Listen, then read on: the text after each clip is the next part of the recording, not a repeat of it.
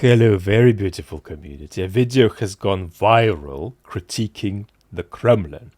Viral in the Russian internet space and in the Russian opposition internet space, to the point that the Kremlin has had to respond to it. Now, why is this interesting for us? It's interesting for us because it's an extraordinary example of piecemeal critique of power that is nevertheless still completely subsumed by the ideology of the power that's being critiqued.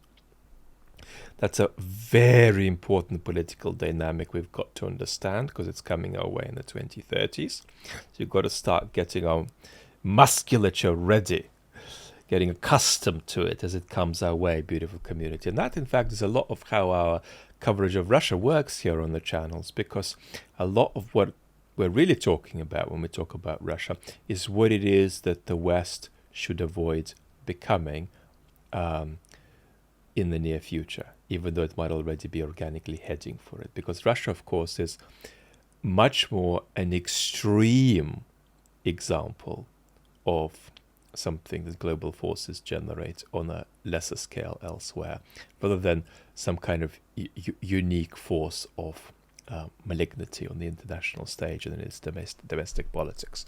So there was this 18-minute video by top influencer Victoria Bonia, and I'm not going to show you her grievances, which are pollution in the Black Sea, floods in Dagestan, endangered species, the extermination of cattle in Siberia, and of course the asphyxiation of Telegram. She says that's a disaster because it hasn't been replaced with anything equivalent by the Russian authorities.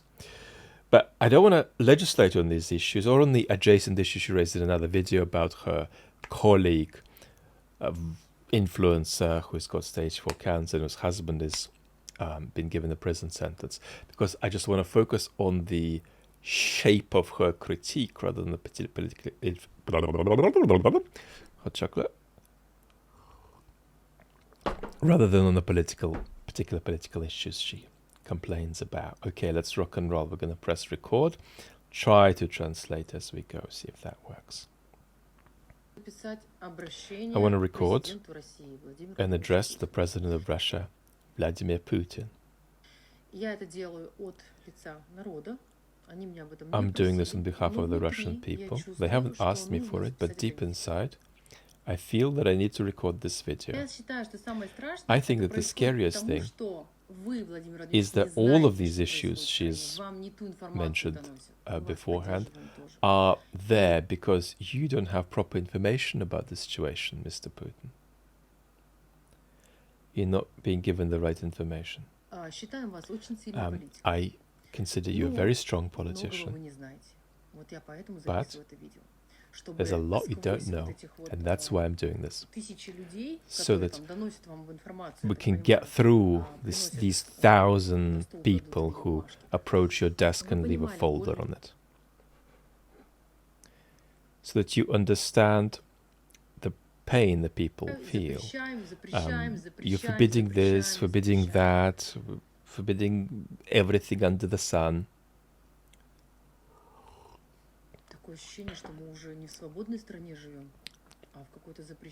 One has the impression that we no longer live in a free country. This fear leads to, you know what? That people can no longer fear any longer. And this leads to bad consequences. You know what this can lead to? That people get tired of being afraid. And eventually this spring will explode.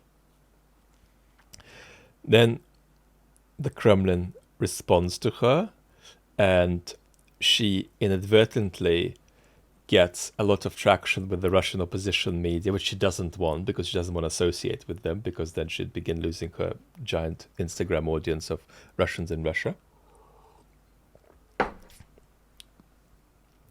And so this is her, I think, the next day. I don't want to cry on air, but I've just seen a report that Mr. Peskov has seen my video. I want to say thank you to Mr. Peskov for not passing my message by. I want to thank Mr. Peskov for saying that they're already working on the questions raised in my video. And I think that the most important thing... Well, you know, I watched these videos yesterday on the BBC, on Dosh, the Russian oppositional channel, and don't associate me with all of that stuff, please. Don't drag me into that. I am not with you guys, your independent media, oppositional Russians space. I'm not with you. I'm with the people. I'm with the people. I'm inside the people. She's in Monaco. I don't know what will happen to me. She's going to be okay. Unless she continues making more aggressive videos like this. But what I did, I can tell you it was worth it. But in our time, you just never know. I just wanted to say that it was worth it because I couldn't not use my voice. I have been working... Sorry about this. Sorry, I'm being mean to her as well. I've been working on my spiritual development.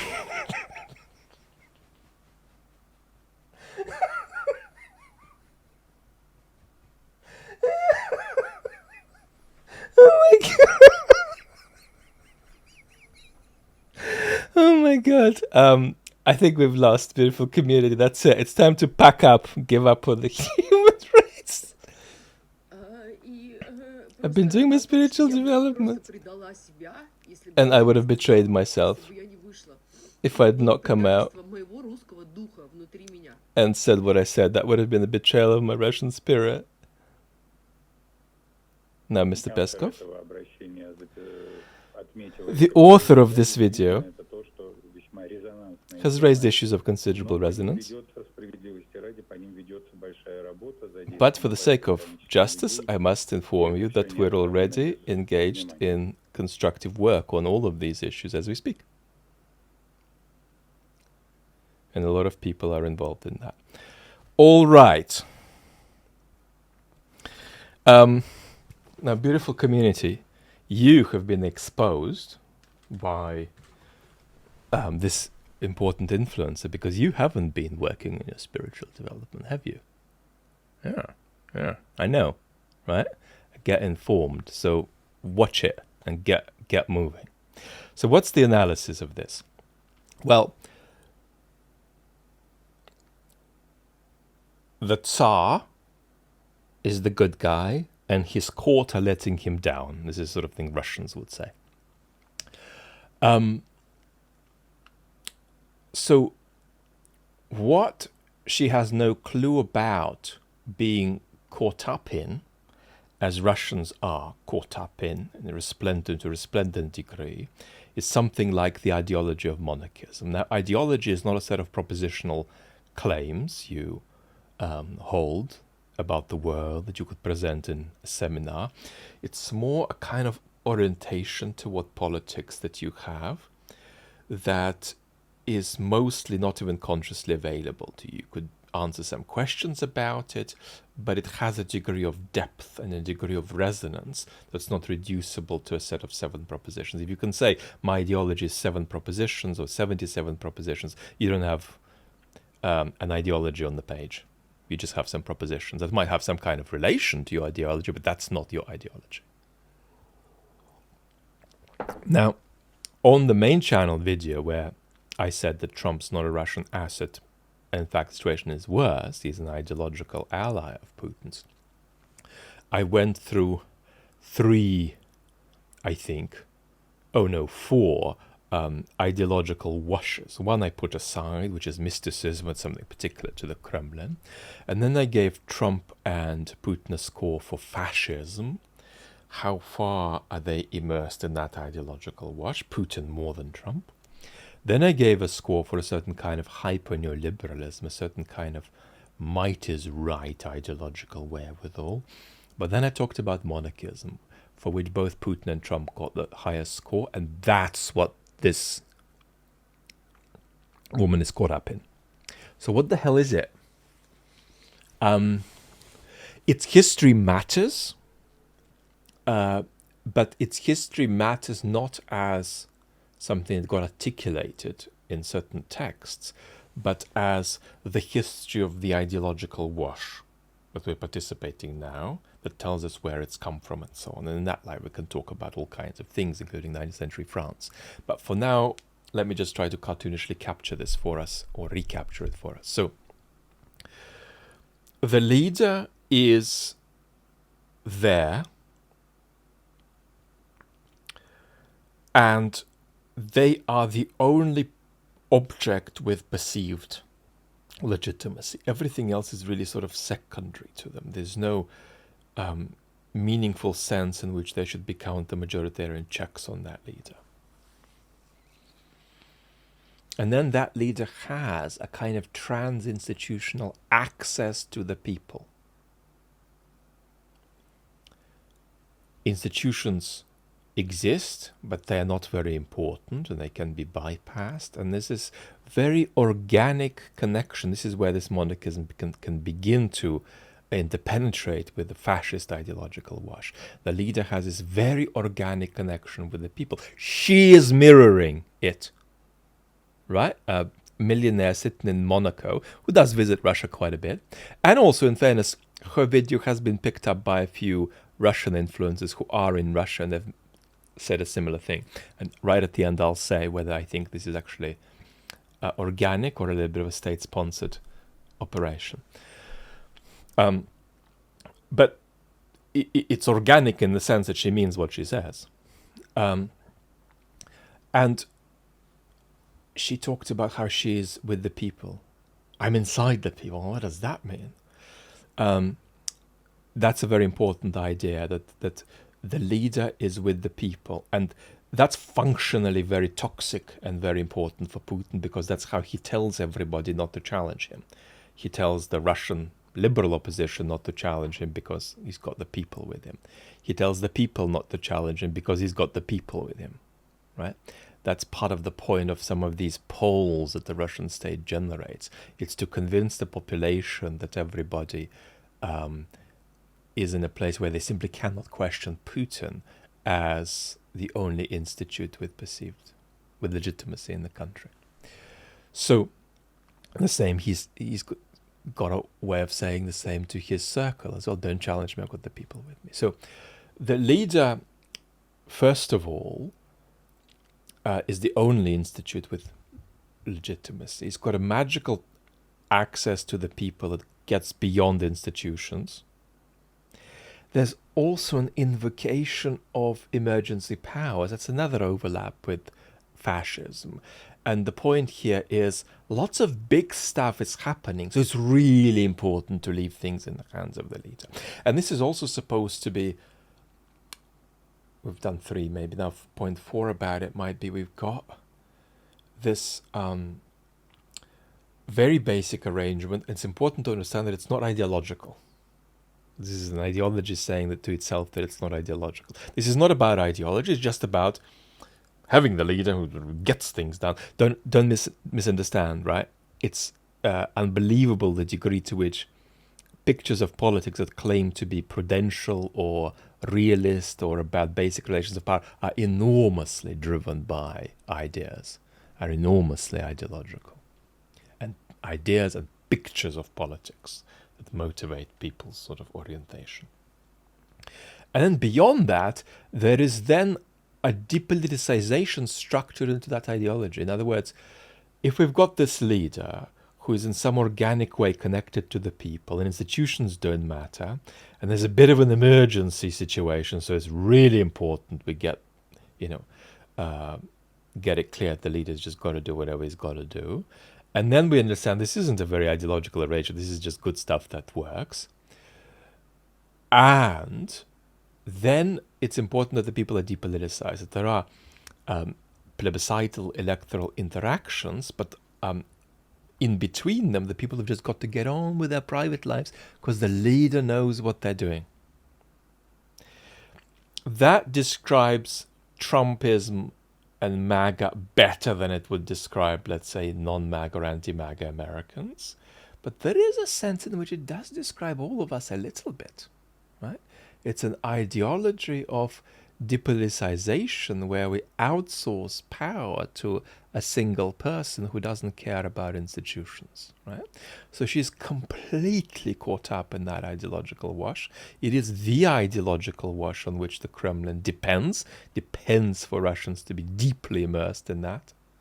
And so what she's doing, even though it's a critique of the Kremlin, does at least as much to help the Kremlin as to undermine it.